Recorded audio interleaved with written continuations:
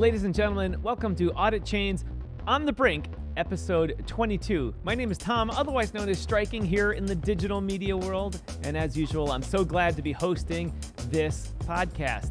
Today, a little different than normal. Today we have 100% Q&A from the community, a community AMA, questions submitted in advance. It's time to update the community on what is going on, and Jason's going to do that for us. So without delaying the suspense anymore, I'll just bring the lead architect and founder of Auditchain, Mr. Jason Myers. Jason, welcome back. Hey, Tom. Thanks for having me, as usual. You're welcome, Jason, and welcome back to this side of the world. And for everybody here, we're just going to get started into the community questions by going to the first question. Jason, can you tell us a little bit more about the Auditchain team to the community? It seems like there's only one or two people working on the project. So we actually added a number of additional people. Everyone who's on the team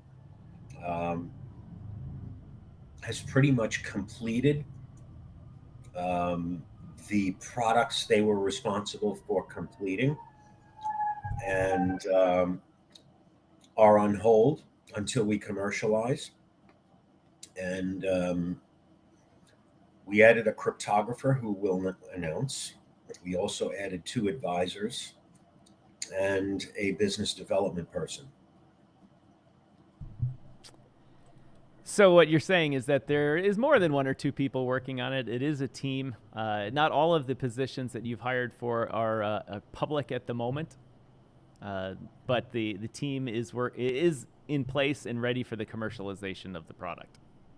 Well, let me qualify that.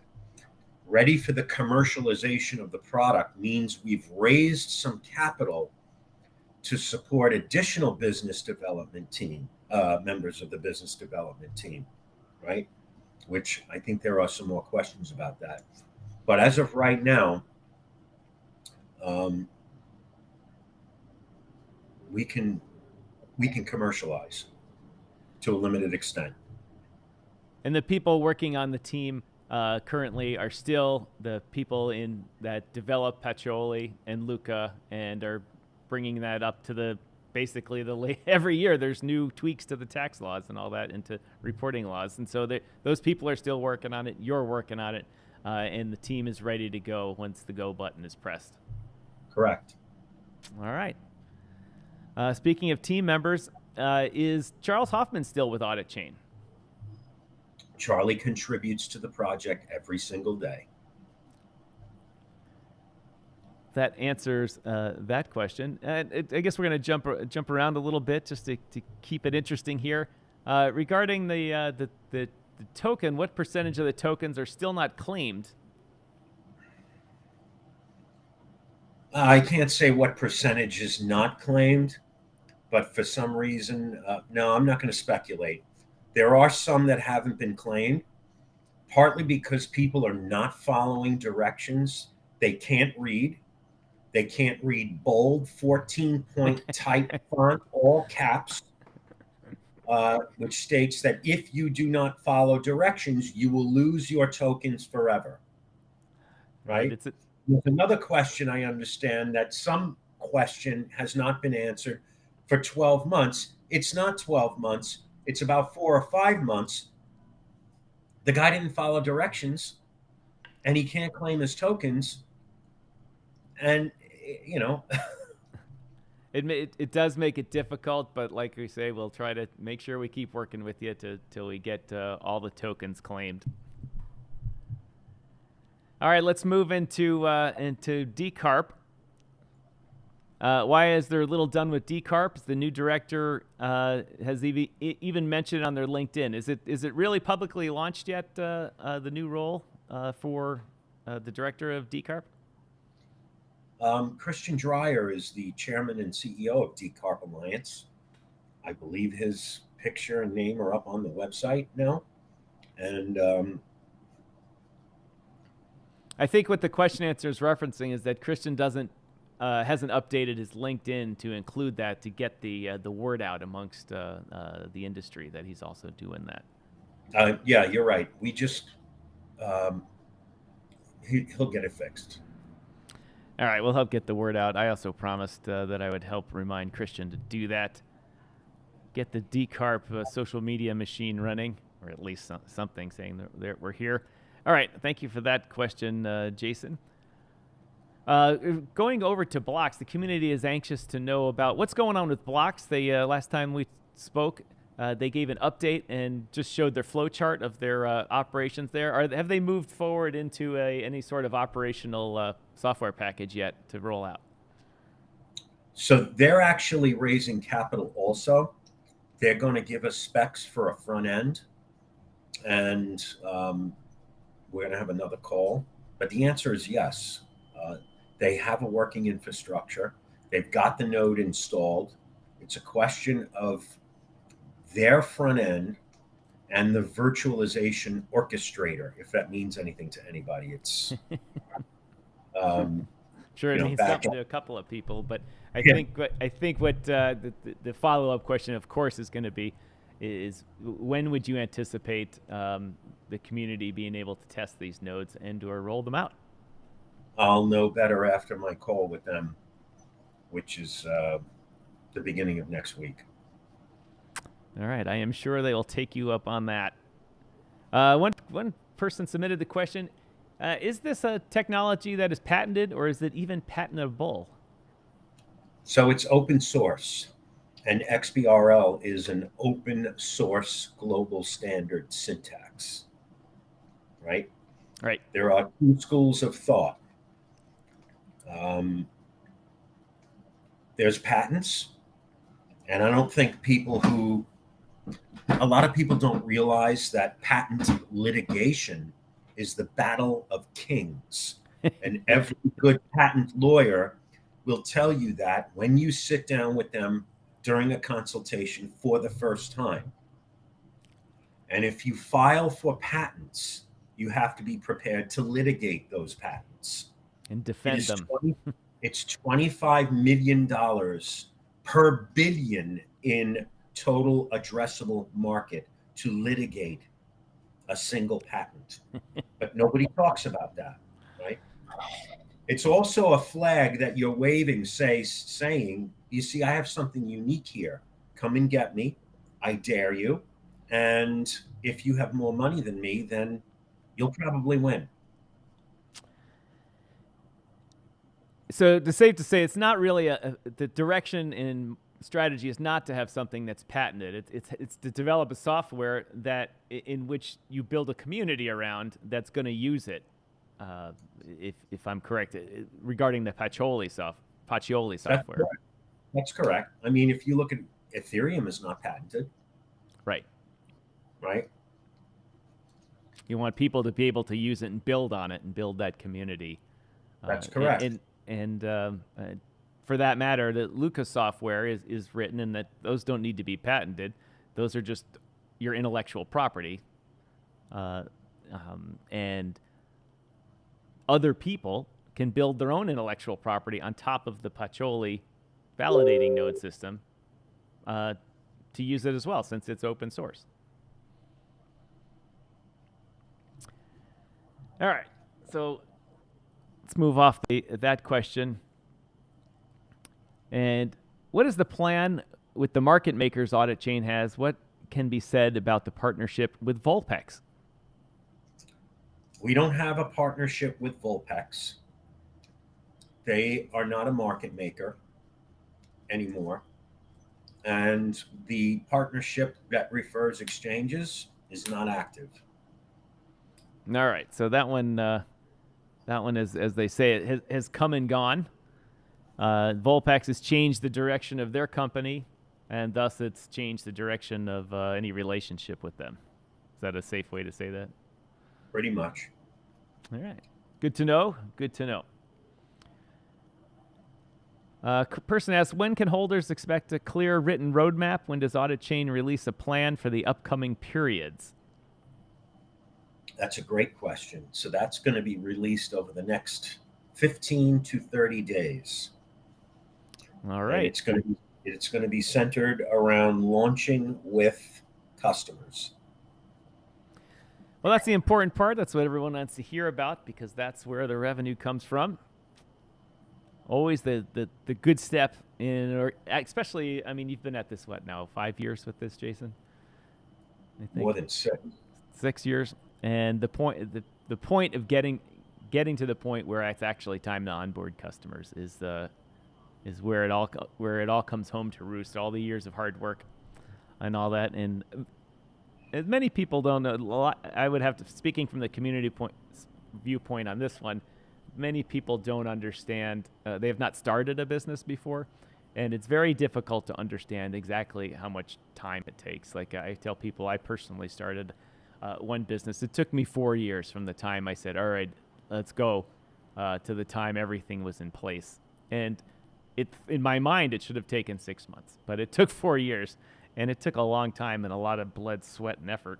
And it's always like the analogy is, or this idiom is that your schedule is never someone else's schedule. And so it takes a while to do these things. And obviously we're happy that everyone has stuck with us and stuck with Jason during this time frame. Because starting a business, especially something new and a disruptor technology, it's not easy and it's not quick. Especially in the financial reporting and audit space. I will say, had I known then what I know now, I would have been with the apes and the punks. Much easier just to 10x a stupid meme NFT instead of have a process control NFT. All right, why are we not listed in some big exchanges like promised before? The plan was to get listed in new exchanges every 2 weeks. What's the idea with that? So if somebody wants to pay for those exchanges, they can pay for them. They're not cheap. They're not cheap. They're liquid unless the exchange recruits you because they want the volume that you generate. To get on an exchange, you have to provide the liquidity, and they're happy to put you on if you pay for it. And they're expensive. Yeah. Right? People ask all the time, why don't you list on Binance? If you want to put up the $1 million, fine. Right. We're not putting up $1 million. All right. In the video from January, Jason talked about the Financial Data Transparency Act of 2022 and the role Luca could play, and eventually Luca could play with that. Can you give an update on this and what you think of the market for that? So the mandate is going to be iterated over the next 3 years. Remember something. This is a government bill, right? This is a government act, and it involves 7 different branches of governments in the United States, right? So there's going to be competition in that space. And everyone in that space is waiting for the directives to be handed down, right? So this is not a requirement for at least another 3 years. It's kind of like there was a period of time where when the Dodd-Frank Act was adopted, right? The Dodd-Frank Act in 1,000 pages basically said the industry needs to come up with a plan and it needs to implement that plan. And when I say the industry, I mean regulatory agencies need to come up with a plan and then implement that plan. Why they needed 1,000 pages to say that, I don't really know, but somebody does. And it's the same with the Financial Data Transparency Act, but it's a critical piece of legislation. It now provides the ability for government agencies to be transparent. And it standardizes data, specifically machine-readable data. And XBRL is the standard default structured data format that the world now uses, right? So, and with the requirement for all the municipalities in the U.S., all 80-some thousand of them to start reporting, obviously there'll be market pressure, not just from Auditchain trying to break into that market, but from many software vendors trying to break into it. We're just hoping that our version of it has a good head start and we can get integrated into people's workflows to get that process rate. And yeah, by the way, a municipality is not going to use a token. Right. Be very They're not difficult for them. Right? Well, you can make that transparent behind the scenes that the token gets used, but they pay with their credit card on a website or something like that, or through their accounting company. You see, that answers another question I believe you had. If somebody gets paid in fiat, how does it affect the audit token?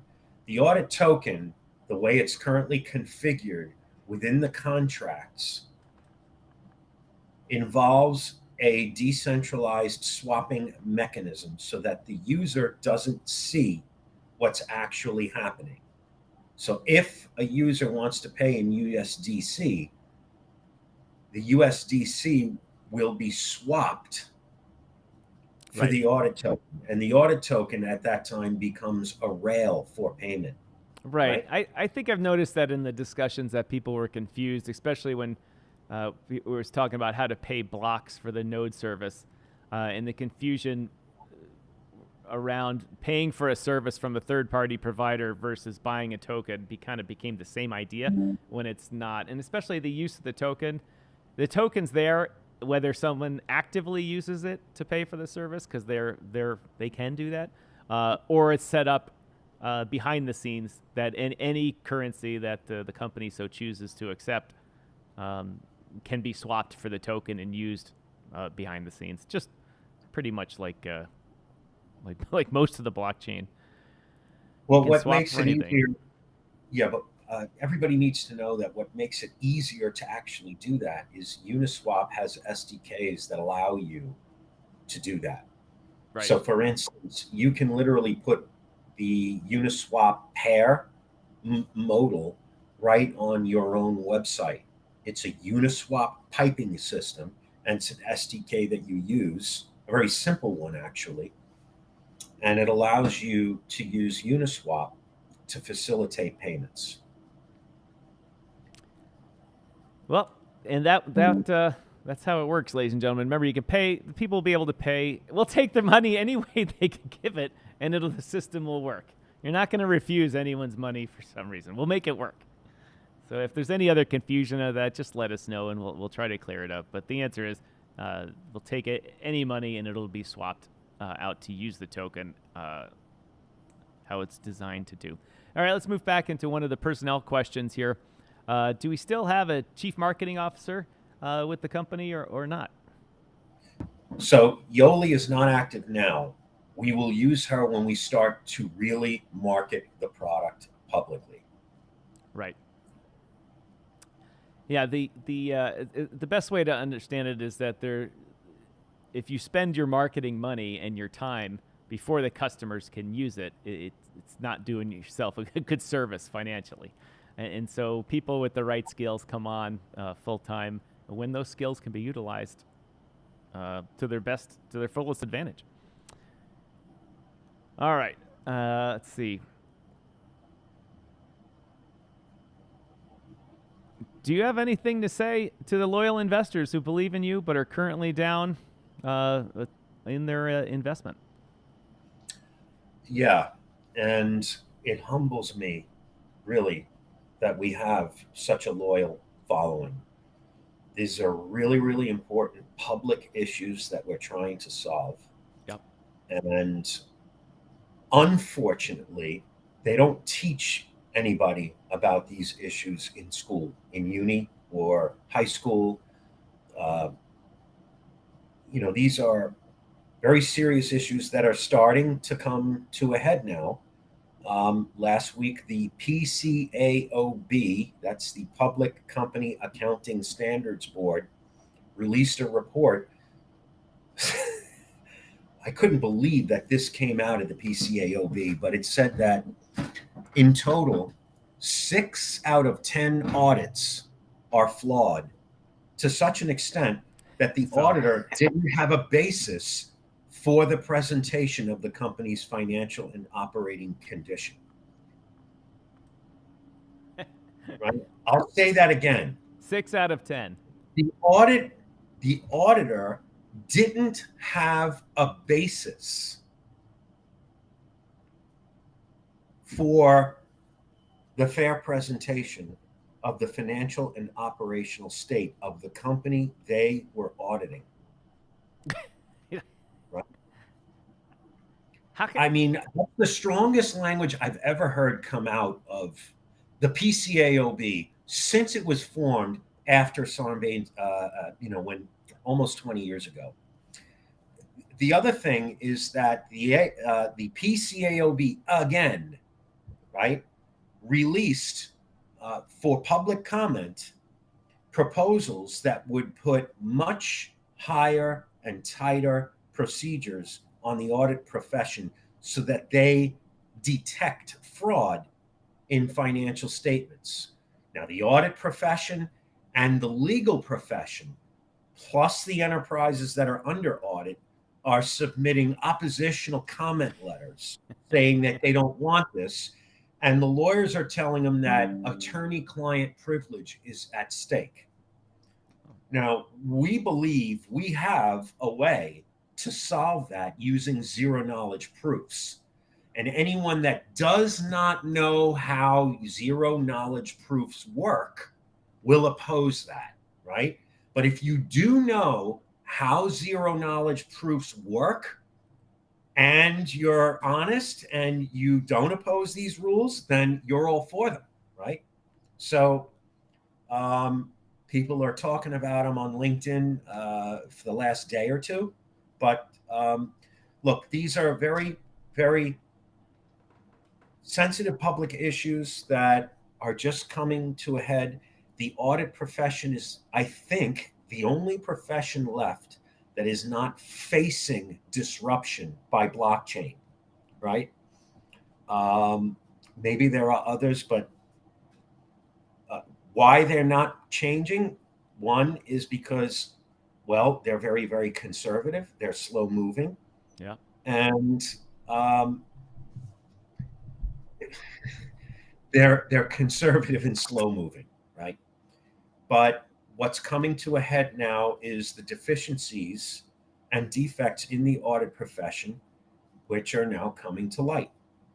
And what I have to say to our loyal following is this is a $1 trillion a year total addressable market. When you combine global accounting services with business intelligence, it's $1 trillion a year in revenue business. Right? It's not going to happen overnight. And we're playing a long game here. We're playing a long game. And even I get frustrated sometimes because I just, I want to move this along, but there's a lot of politics. The other day I was on LinkedIn debating with a retired Big Four partner who is now chairman of a government agency and part of the Biden administration. Everyone who is a substantial member of the audit profession thinks that,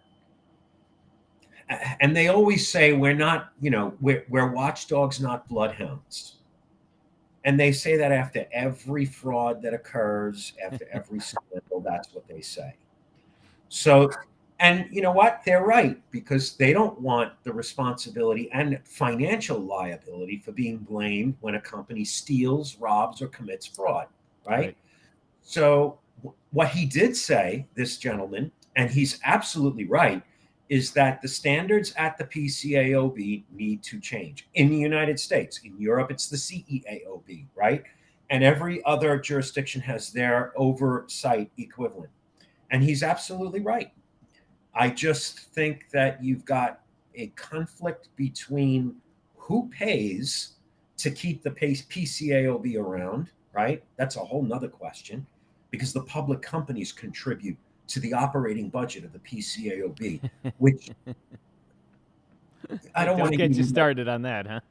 Yeah, I don't want to, that's a triggering question, right? But we'll stay away from the triggering questions here.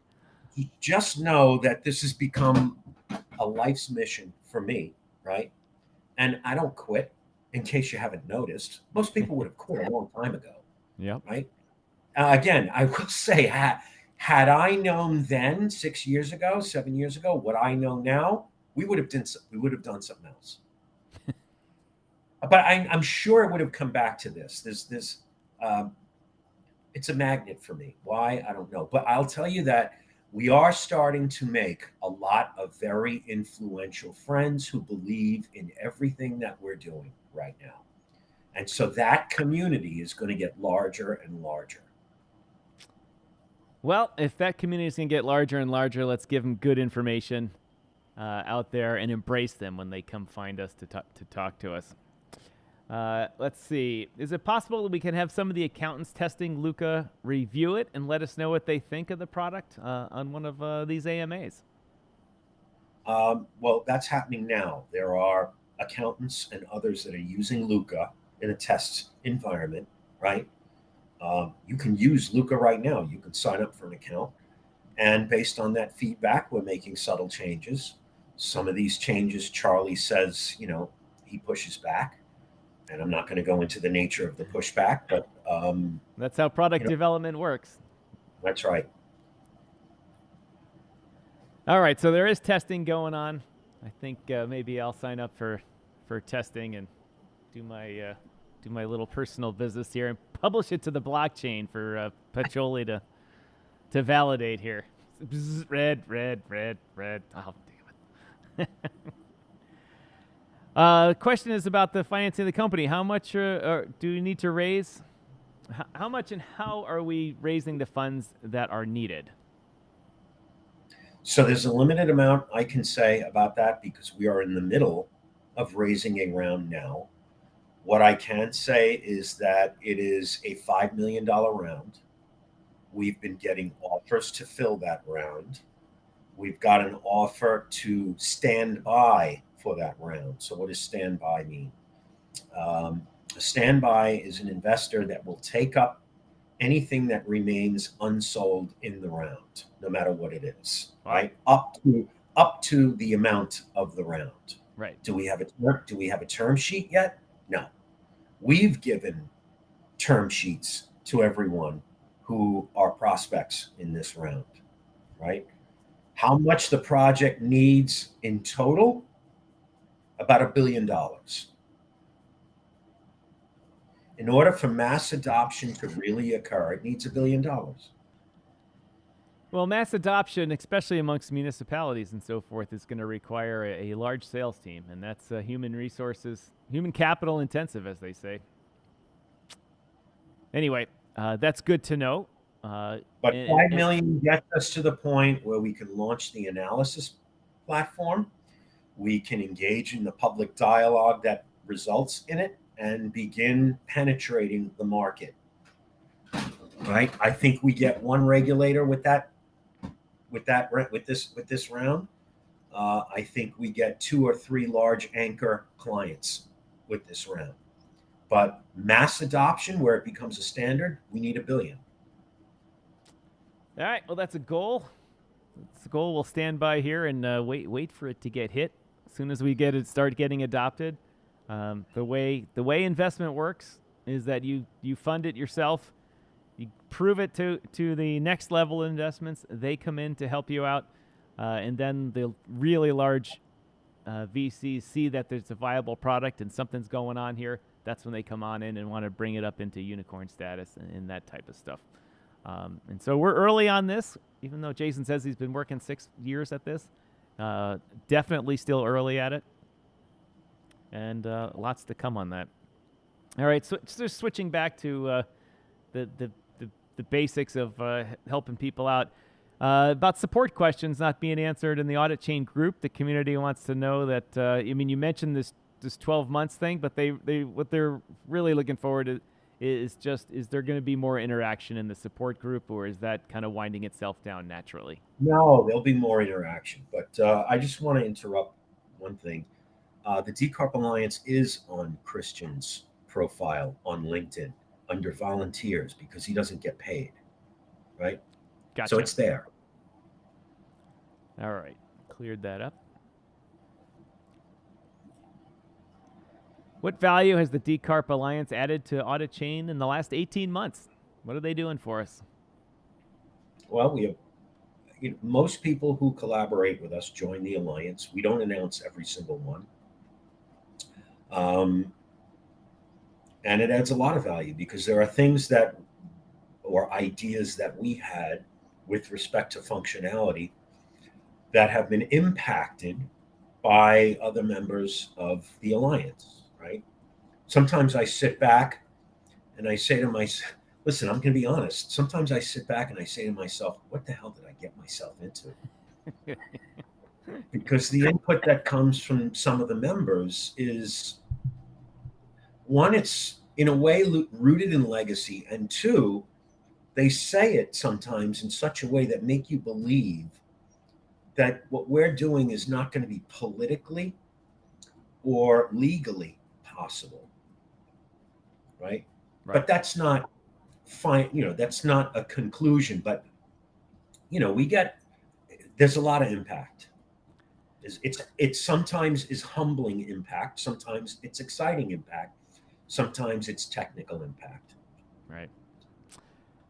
Well, there was a lot of those same statements when Uber started up. There's now you can't do that. The taxi industry is old.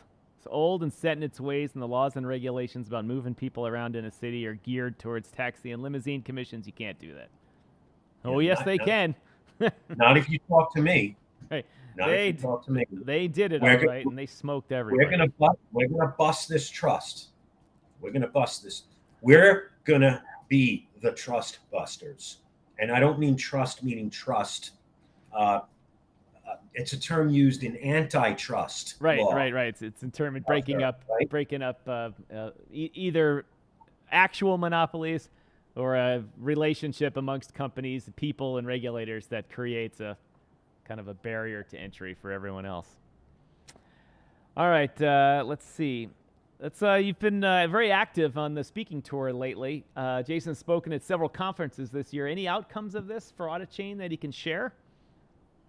Not that I can share, but there's a lot of, yes, you'll hear about it. I guess that maybe the better way to ask that question is, have these speaking engagements in the various conferences you've participated in proven beneficial to meeting new people and networking to get to the people you need to get the word out about the product? Sure, absolutely. In fact, a perfect example is almost 2 months ago, I spoke at the ICAEW, the Institute of Chartered Accountants for England and Wales. And the person that organized that event is now an advisor. I met the outgoing president of the London Society of Chartered Accountants at that event, who invited me to the annual dinner of the London Society of Chartered Accountants at the Institute of Chartered Accountants for England and Wales. These are two organizations that work very, very closely together. It was the hottest ticket in the accounting world in the UK, right? And all I can say is that we met some very influential people. One of them I actually like. He's crazy enough for me to like him. He is admitted as an attorney in the Southern District of New York. He is a member of the Institute of Chartered Accountants of England and Wales and an active chartered accountant in the United Kingdom, as well as Gibraltar, and a solicitor in the United Kingdom. Huh. He's also the deputy president of the London Society of Chartered Accountants. It's a busy person here. We're talking about him coming on board and serving as in a critical role, but limited to the United Kingdom, which is a major jurisdiction that we're targeting. All right. Let's move on to the next question here. Let's see. Do accountants' offices need the combination Pacioli node with the Luca software to run everything efficiently? Or is that just the most profitable way for them to do that? So if I think I understand the question correctly, if you're preparing financial statements and not auditing financial statements, you use Luca. If you audit financial statements, you use Pacioli as part of your obligation to fulfill the engagement.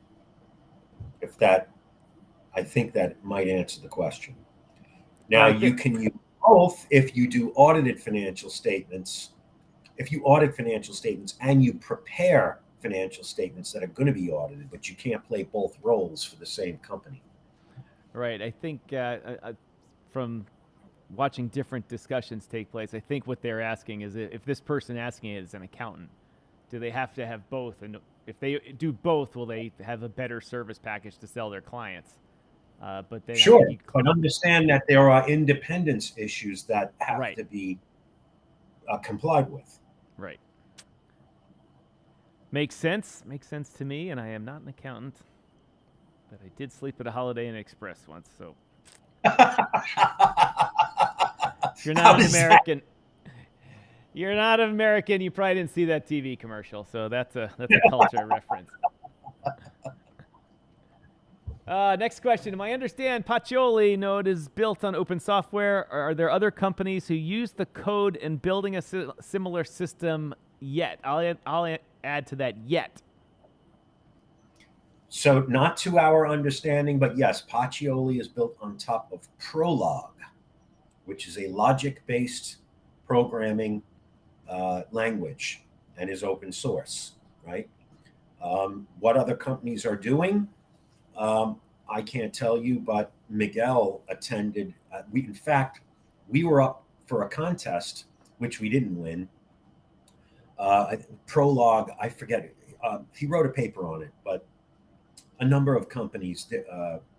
One of them, I believe, was in the aerospace industry that used Prolog to build an application. But there are definitely other companies building on top of it. To my knowledge, nobody is building what we are building using Prolog. All right. Let's see. What's the next question? Only two more here from the submitted questions that we're going to hit today here. Is the company in good financial state? I mean, I'll say it is a startup, so it's always a question. But does it have enough runway to last for a couple of years, say 2 to 3? And did the company take recent investments? You've already addressed the investment topic, but if you could address the financial state issue, in the short term at least.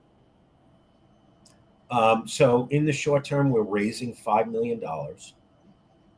We're spending, our burn rate is very, very low at the moment. It's less than $15,000 a month. And once that round is raised, that will last about 1.5 years, maybe 2 years before the next round is raised. And there was a participant in this round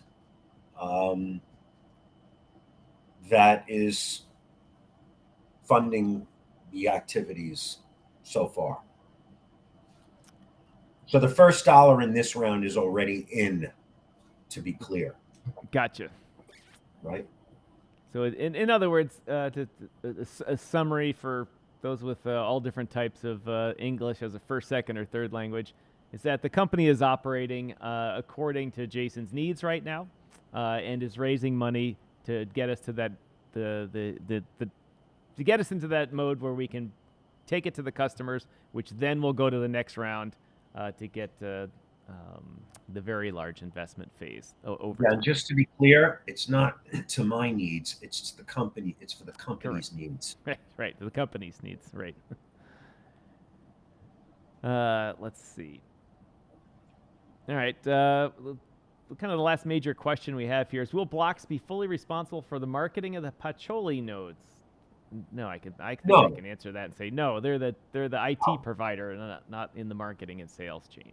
Yeah, so they're not any more responsible for marketing Pacioli nodes as Alchemy is responsible for marketing Ethereum nodes or Polygon nodes. Right. So Blocks is an infrastructure provider for you. It's up to the company itself to do the marketing of its products. We're through the submitted questions. I want for the audience listening. We didn't hit all the questions. I asked Jason to gather the questions that he couldn't speak about for various reasons, usually because of either public or private information at the time. But the answer is that questions that weren't addressed will be addressed as information that is publicly releasable comes out. That just generally means we'll have them on future AMAs when the time permits for it. But I think we can wrap this up by saying, Jason, outside of the $5 million raise that you're doing, private round of financing you're doing, what is it that you wish that you had right now to get this project going? Is it another FTX scandal to drive the news cycle? Is it something internal that just wish could be developed faster? What's that one thing that you wish that the company had right now that would really kick it into high gear? This is a smart-ass remark. You need one on every AMA. And so here it is, right? It would be nice if General Electric fails. Right. If General Electric fails, that will blow the entire audit profession wide open. Not that it's not being blown wide open right now. It's just being kicked to death by rabbits. Right? Ow, this is an atom bomb. So, all right, ladies and gentlemen, thanks for tuning in today to the Community AMA question and answer session. We hope we addressed many of the questions. We addressed many of the questions that you asked. We didn't address them all because of needs to address them in the future. As always, keep asking them on our Telegram group. We'll get back to you the best that we can. As they always say, nothing here is financial advice or a solicitation, just an information session regarding the status of Auditchain, the company Auditchain, and what's going on behind the scenes to get it to that next level. Anything before we go, Jason? Yeah, I do want to say, in case there's, and there will be, and there are, senior members of the audit profession, specifically the big four accounting firms that may be watching this. Sometimes I get sensational, but the goal here is to make the profession more profitable, more efficient, and for them to make the capital markets much safer than they are right now. We think we can help, and we think that standardizing what we're doing will do wonders for their audit malpractice insurance policies, wonders for their risk management teams, wonders for efficiency, right? And therefore wonders for profitability, right? It may enable the ability to move. There's 1.3 million people that are employed by the Big Four.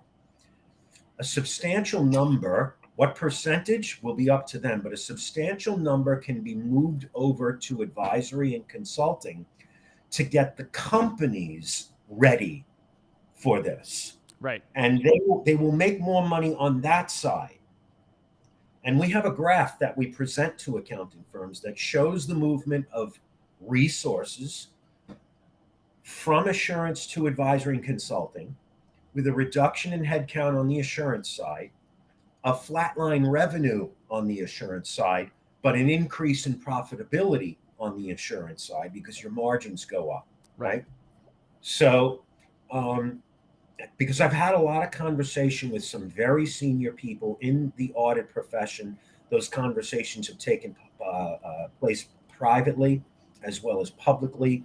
Some of them, you can't move any more than you can move the Queen's Guard or the King's Guard now. And, the younger ones are more forward thinking, but the theme is that they have a strong hold on the integrity and reliability of the world's business and financial information. There is a better way to reduce the number of inconsistencies that lead to dislocations in financial communication, which may lead to failures. And we think we have a way to help them.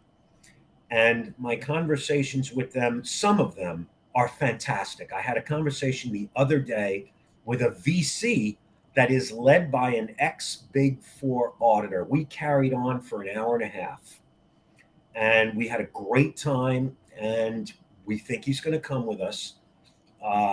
And then I have conversations with people who they're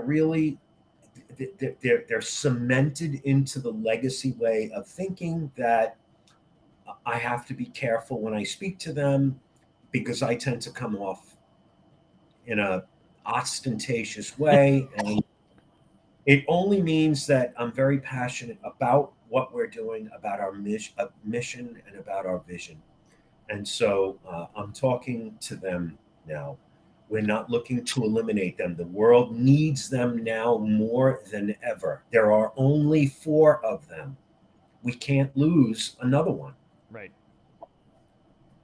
Well, no one will doubt your passion for this, Jason, and no one, when that passion exceeds your ability to contain it inside yourself and you let your feelings be known, I think that translates into people understanding, hey, this guy's got something to say, and nobody's listening. Maybe we should listen to him.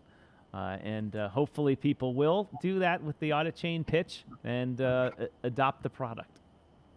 So for those watching, if you want to get in touch with me or follow me, LinkedIn is where the bulk of my dialogue occurs, my engagement occurs, and that's where the substantive engagement occurs. That's where all the accountants are. That's where all the regulators are. I tweet once in a while on Twitter or X, right? But it's not as sophisticated and as engaging as LinkedIn or any other social media platform. So if you want to find me on LinkedIn.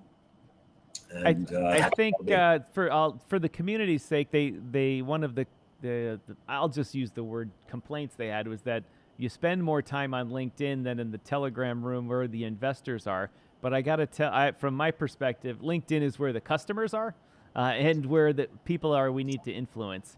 So I think maybe if someone that's IT savvy out there about Telegram, I think there's a bot out there somewhere that you can program to take Jason's LinkedIn posts and have it automatically drop it into our Telegram. Maybe that would help spur some competition, because I do know there are people in Telegram that don't use LinkedIn because they're not doxing themselves.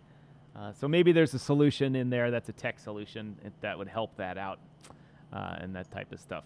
But thank you, Jason. Appreciate it. We'll drop Jason's comments or links to his social media and to his LinkedIn in the comments below this on the platform that you're watching it, so you can find him easily. But just about all of them, if you go search out Jason Myers or Auditchain, you will find him, usually on one of these videos or on a author of a LinkedIn post.